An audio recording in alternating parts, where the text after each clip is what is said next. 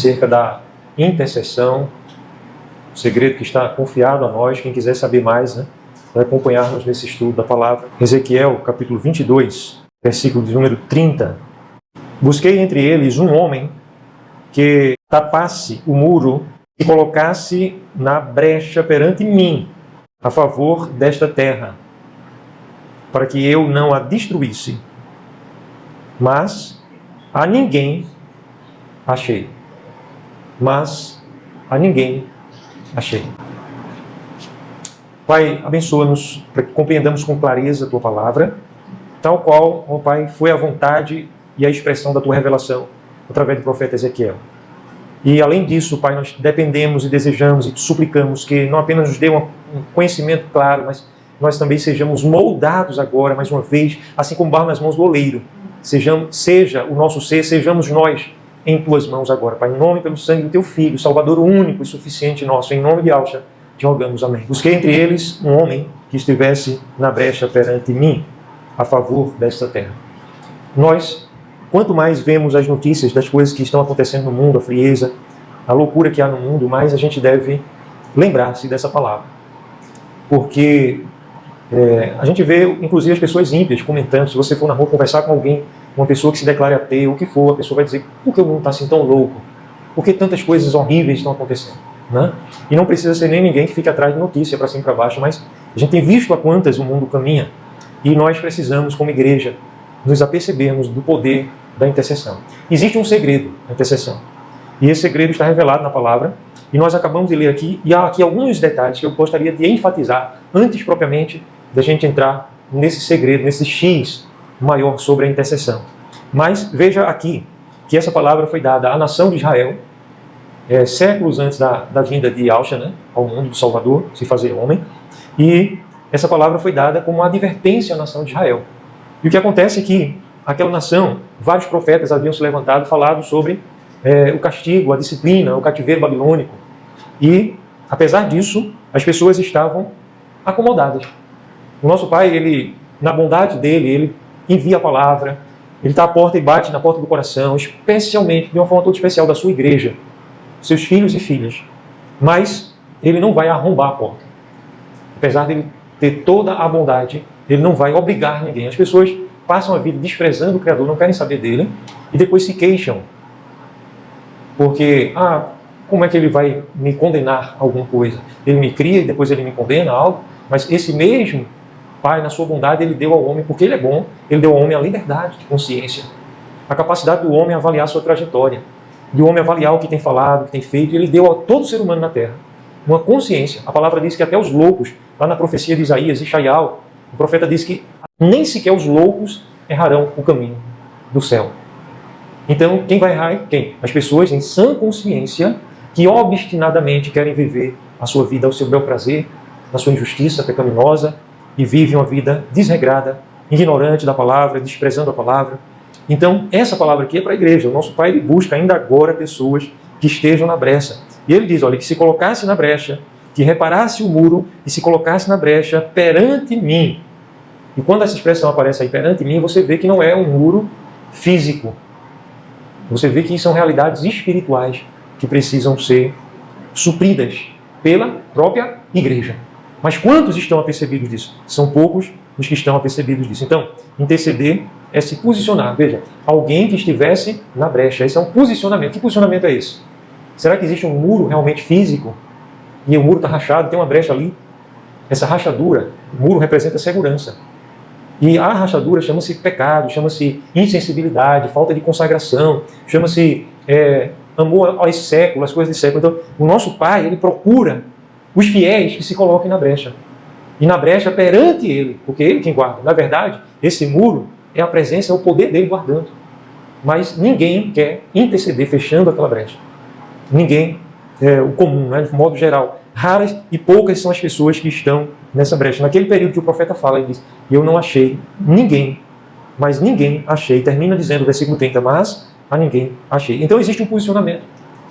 Esse posicionamento não é um posicionamento religioso, da gente ter determinada prática religiosa, mas é um posicionamento espiritual que se transforma em atitude. Então, nós nos reunimos como igreja para interceder, por quê? Porque antes disso precisa existir um posicionamento espiritual, uma posição, um destacamento, né? Uma linguagem mais militar, que é um destacamento. São pessoas que estão debaixo de um comando, de uma ordem, para tomar uma posição na guerra. Isso é chamado de destacamento. E a pessoa é treinada em tempos de paz para o período de guerra. No nosso caso, nós não temos esse período de paz.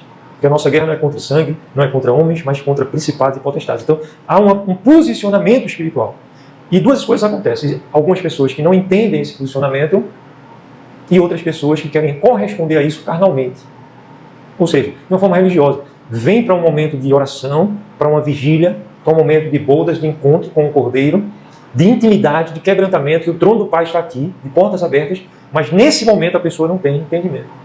Então a pessoa fica como se estivesse em qualquer outra parte do mundo, fazendo qualquer outra atividade, ou pensando em qualquer outra coisa. Nós precisamos estar realmente posicionados espiritualmente. E a nossa posição física, ela vai só refletir um posicionamento espiritual.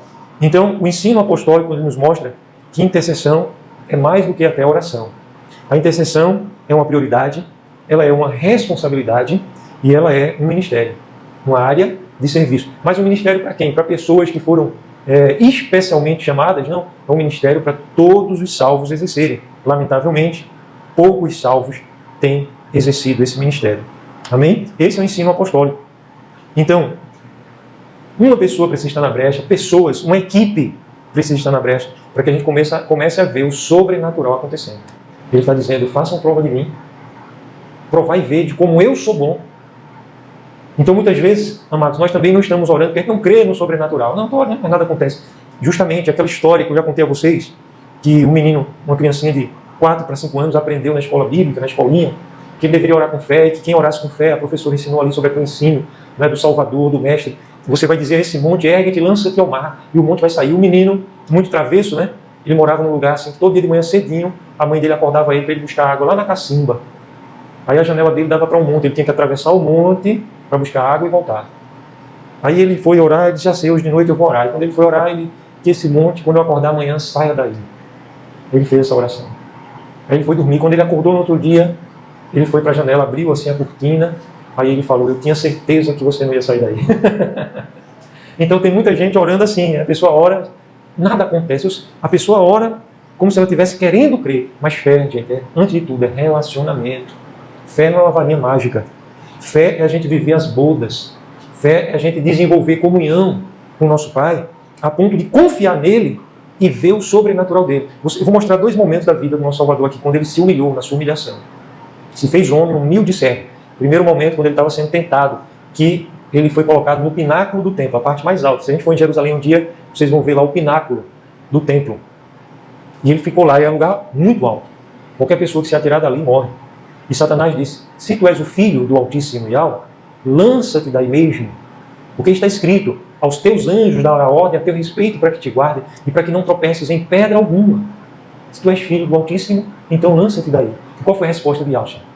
Não tentarás ao Altíssimo Rei. Não tentarás a Yahweh, o Altíssimo Rei. Então, naquele momento seria uma tentação. Mas porque em outro momento ele andou sobre as águas. Em outro momento, quando os homens apertaram para pegar ele, não conseguiram pegar ele. Ele passou por meio das pessoas e saiu andando como se não fosse nada. Porque a hora dele não era chegada ainda. E naturalmente ele saiu caminhando. Por que isso? Veja, 2 situações diferentes. Uma situação onde ele manifestou a fé. Em outra situação onde seria tentar. Tentar. Então, a diferença está justamente, e aqui também está o segredo da intercessão, né? Então, muita atenção nesse momento, eu vou falar também mais coisas ainda, mas vejam que se ele pulasse do pináculo, ele estaria querendo provar algo. Significando o quê? Significando que havia dúvida. Se tu és o filho do Altíssimo Rei, Yahweh, pula daí. Então ele ia fazer isso para tirar uma dúvida, para provar alguma coisa. E na outra situação, quando ele estava se movendo em plena convicção, em plena certeza da ação sobrenatural, ele caminha sobre as águas, ele multiplica pães e peixes por 2 vezes para alimentar milhares, né? Ele dá uma ordem a um cadáver, ao filho da viúva de Naim, né? Da cidade de Naim. Então, também a filha do centurião, né? Pessoas que foram curadas de enfermidade, paralítico há mais de 38 anos ali, levanta-te, pega o teu leito e anda. Ele dá uma ordem apenas. Então veja como a fé, ela atua com maturidade. Isso é resultado de um relacionamento. Então a obra da intercessão, ela se torna eficaz não é através da dúvida, não é a questão do erro e de acerto. Eu vou tentar ver se funciona a oração. Não. É através de relacionamento que a gente vai desenvolvendo a certeza, e essa certeza faz com que a gente se mova no sobrenatural. Então, aquilo que você tem pedido, no momento que você crê com profunda convicção, uma convicção concreta, aquilo ali se estabelece. Então, lá em Marcos 11, 23, está escrito o quê? Que tende fé no Altíssimo. Veja que é um relacionamento, a fé do tipo que o próprio Pai tem. Aí ele diz, porque em verdade eu vos digo que qualquer um que tiver fé, disser a este monte, ergue-te, lança-te no mar, e não duvidar no seu coração, mas crê que se fará o que se diz. Então veja a importância também de declararmos, de falarmos, né? Isso faz parte da fé. Então, se colocar na brecha, passa por essas questões. Onde há intercessão e intercessores, há um mover sobrenatural do nosso Pai. E quando a igreja não ora assim, ela fica estagnada, ela fica lutando contra, como estivesse enxugando gelo, fica lutando como se estivesse dando murros em ponta de facas. E a gente fica, esbarra para um lado, para o outro, mas as coisas não acontecem. Entretanto, quando a igreja se move em oração, até aquelas pessoas que nós contávamos com elas, que elas iriam nos ajudar e não ajudam, mas o Pai vai levantar alguém que vai ter o privilégio e a honra de fazer a obra. Amém? Então nós precisamos estar percebidos. Segunda coisa do segredo da intercessão importante é que a intercessão, ela precisa ser perseverante. Nós cremos que a intercessão, ela move o coração do nosso Pai. Abra sua Bíblia, no livro da profecia de Isaías, Isaías 62, versículo 6. Sobre os teus muros, ó Jerusalém, eu pus guardas que todo dia e toda noite jamais se calarão. Vós, os que fareis lembrado a Ial, não descanseis, nem deis a ele descanso, até que restabeleça Jerusalém e a ponha por objeto de louvor na terra. Aleluia. Veja aí, gente, que estava havendo necessidade de um restabelecimento. E interessante que começa dizendo, olha, nosso Pai, através do profeta Isaías, está dizendo que colocou em cima dos muros, agora esses aqui, os intercessores, não estão mais na brecha, agora eles estão acima. Eles estão protegidos e estão acima da proteção. Por quê? Porque eles se propuseram a ser os intercessores. E esses que são intercessores, que nós somos esses intercessores, eles não devem se calar. Peraí, como é? Eu pus guardas em cima dos teus muros que jamais se calarão, nem de dia nem de noite. Significa isso, como é um guarda que fica em cima do muro e está vigiando, ele está falando. E eles não se esquecerão e eles me farão lembrado. Então o Ial está dizendo que os intercessores, eles são tão perseverantes em desenvolver esse relacionamento, em crer que o sobrenatural vai acontecer. Eles são tão perseverantes que eles não esmorecem. Dia e noite eles estão lembrados e estão lembrando a Ial das promessas dele. Amém? Então veja o poder da intercessão.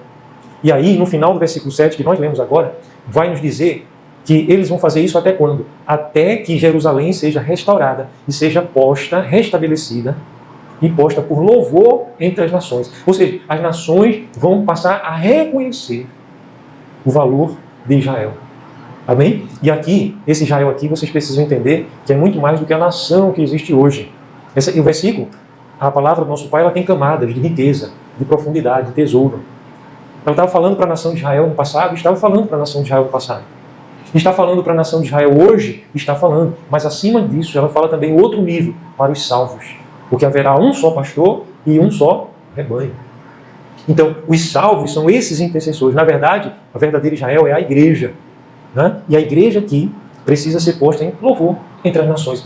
Que os ímpios reconheçam que existe um valor muito grande. Mas se nós mesmos, muitas vezes, não estamos ainda nem enxergando esse valor que nós temos, se nós mesmos não estamos entendendo ainda o valor da intercessão, que hoje não é um dia comum da semana, que hoje é um momento especial de comunhão para nós nos reunirmos em adoração. Então vós sois os que fareis lembrado aí ao Altíssimo, não descanseis. Então, intercessão não é um momento, Intercessão, não, mas já estou debaixo da graça, já estou salvo mesmo, eu sou protegido, eu sou amado. Mas existem coisas que nós, embora salvos, estamos sujeitos nesse mundo. Estamos sujeitos. É por isso que ele nos ensinou a orar, é por isso que todos os apóstolos, eles oravam também.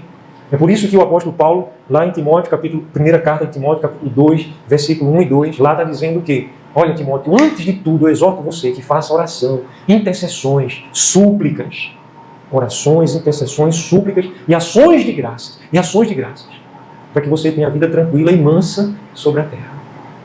Então, parece-nos que a igreja hoje, mundo afora e no Brasil também, ela tem se preocupado muito com muitas coisas, mas tem orado muito pouco. E é por isso que nós não estamos vivendo dias tranquilos e mansos sobre a terra. É por isso que às vezes dentro das próprias famílias há o conflito, a falta de paz. Então nós precisamos crer no poder da intercessão e estarmos vivendo essa comunhão, as bodas do Cordeiro, para que a nossa fé ela seja real, ela seja como é definida nas páginas da Escritura. Em terceiro e último lugar, os segredos da intercessão bendita. É que a intercessão ela alinha o que está acontecendo na terra com a vontade do Pai. O nosso Pai, ele tem uma vontade soberana, ele dirige a história de forma soberana. Porque então, a história está caminhando para alguma coisa, ele domina acima dos reinos, acima dos reis. Ok? Ele domina acima do pecado, da maldade dos homens, da perversidade dos homens e da perversão dos homens. Ele reina soberano. Mas existe também uma vontade imediata dele. Então a Escritura, eu estou falando aqui de uma forma mais didática, ela nos ensina que existem também camadas da vontade do Pai. A vontade de que os decretos eternos dele e uma vontade imediata. E eu faço uma comparação, toda comparação é falha, então dê um desconto, mas imagine um pai muito amoroso que vai com o filho num shopping e o filho, ele pede um brinquedo, numa loja de brinquedos, certo? Só que o pai já comprou muitas coisas e o pai sabe que não é sábio, não será bom para o seu filho, naquela hora, dar mais um brinquedo daquilo que o filho está querendo. Então o pai vai dizer, não, meu filho. Ainda que o filho insista, ainda que o filho fique triste, ainda que o filho chore. Porque o pai tem uma visão maior do que o filho, sim ou não? O normal é assim, né? Deveria ser assim. Aí o que acontece? Mas o coração do pai fica ou não fica apertado? O pai que ama, queria que o seu filho chorasse, ficasse triste. Qual a vontade aí de uma mãe? As irmãs estão aqui que são mães, né? Os homens que são pais. Qual a vontade? É que nunca, jamais um filho, uma pessoa que você ama, provasse de tristeza. Provasse. Nada na vida viesse trazer pesar, tristeza às pessoas que você ama. Você queria que essas pessoas fossem sempre felizes em todos os momentos de suas vidas. Mas como a gente não está no céu ainda, né? Como estamos num mundo em que existe o pecado, que Satanás domina, então a gente sabe que nós passaremos por momentos de tristeza. Sim ou não, amados? Amém? E que esses momentos de tristeza, eles também são didáticos. Então, um pai sábio, às vezes, ainda que o coração dele esteja apertado, mas ele vai dizer não, ele vai corrigir, ele vai chamar a atenção. Seu pai está corrigindo você porque ama você. Não é? Um pai sábio agiria mais ou menos assim. Agora, o nosso Pai Celeste também. Então, existem coisas que ele vai fazer instantaneamente. Existem outras coisas que na administração soberana dele, na economia da sua administração, ele organizou na eternidade decretos de que quando a igreja orar com muita fé, esses momentos estão exatamente sincronizados, casados com o momento em que ele determinou no céu. Por isso a palavra diz, o que o homem ligar na terra, será ligado no céu. Mas o que vem primeiro? Na eternidade veio o céu. Mas existe um momento da terra que faz com que essas coisas estejam sincronizadas. Então, a intercessão, ela se rende à vontade e ela alinha essa vontade imediata do Pai. Por quê? Quando a gente se move em viva fé, não é uma fé religiosa, não é uma fé da boca para fora, mas quando nós nos movemos em viva fé, o que acontece? Existe uma sincronia com a vontade soberana e a vontade imediata do Pai. A vontade soberana é aquela vontade que o Pai vê ao longo, vê lá na frente. E às vezes tem que dizer não. E a vontade imediata dele é querer dizer sim. É querer dar o presente que o filho está buscando. Então, quando a igreja ela está nessa posição de viva fé, então houve uma sincronização. Procure entender isso, porque aqui está o maior, o principal e o mais poderoso segredo revelado nas Escrituras sobre a intercessão bendita, o poder da intercessão, a intercessão que prevalece, a intercessão que realmente produz vivos resultados. Veja, lá no Salmo capítulo 2, é um dos salmos messiânicos. É um dos salmos que fala do Mashiach. E é um salmo também de Davi. Davi também, aconteceu isso com Davi também. Mas Davi ali no Salmo capítulo 2, ele estava profetizando algo que o pai falou para o filho. E o filho, quem é o filho? O filho é o modelo perfeito para nós. Ele é o nosso exemplo, ele é o nosso paradigma, ele é o nosso mestre. É o filho, Yahshua, amém? Aleluia? Ele é o nosso modelo. E ele é modelo para nós em oração. Então Yahshua tinha um relacionamento com o pai. Quando ele foi homem, se fez homem, ele se esvaziou de toda a sua glória. Então a Escritura diz que ele aprendeu através das coisas que ele sofreu. Ah, não, ele era filho, por isso que ele tinha esse relacionamento. Não, aqui o dedinho. Ele aprendeu através das coisas que ele viveu aqui na terra. Ele precisou reconstruir como homem, porque ele realmente se tornou totalmente homem, ele reconstruiu um relacionamento com o pai a partir do zero. Ok? Ele era o filho na eternidade. Então imagina alguém que perdeu todos os seus poderes, toda a sua riqueza, é um exemplo falho, mas eu vou dizer, a sua memória, ele não se tornou um bebezinho, ele teve que aprender, ele teve que entender a sua identidade, ele foi tentado contra a sua identidade. Se você observar as tentações no início do ministério dele público, todas as tentações foram atentando principalmente contra a sua identidade. Se tu és filho, atentando contra a identidade dele. Era uma tentação para que ele duvidasse de quem ele era também. Então ele aprendeu. Mas aqui no Salmo 2 está dizendo que ele desenvolveu um relacionamento com o pai, ao ponto de o pai dizer para ele, que está no versículo 8. O que está no versículo 8? Pede-me e eu te darei as nações por herança. Amados, Yahshua, ele é o que mais? Ele é o cabeça da igreja. Então, através dele, nós temos também o mesmo direito, mas se a gente não viver esse direito? Imagine que você tivesse assegurado um benefício, mas que você desprezasse esse direito da lei. Então você não ia desfrutar, você ia viver igual a quem não tinha esse direito. Imagina uma herança que alguém tem, mas a pessoa não usa a herança. Ela está vivendo igual a quem não tem a herança. Então, aqui, o Salmo 2, ele fala de uma herança, de um poder que o filho tem em relação ao pai, e que hoje a igreja intercessora, a igreja que vive as bodas do Cordeiro, a igreja que vive as bodas do Cordeiro, a igreja intercessora, é essa igreja, não é a igreja religião, a igreja placa que a gente vê por aí, não.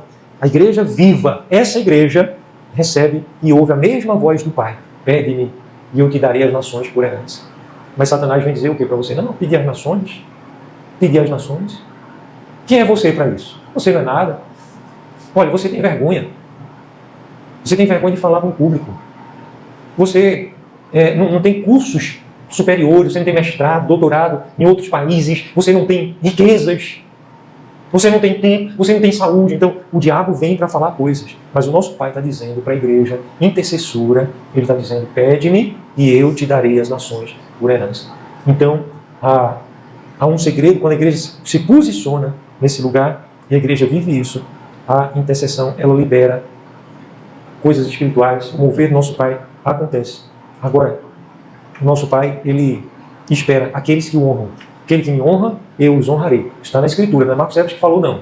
Aqueles que me honram, eu os honrarei. E esse honrar, gente, não é uma atitude isolada. Ah, porque eu fiz isso na minha vida. Ou porque eu vou fazer isso, uma coisa isolada. A atitude de honra é você realmente desejar na tua existência que ele seja honrado. Então, essas pessoas também serão honradas. E aí a intercessão, ela passa por isso.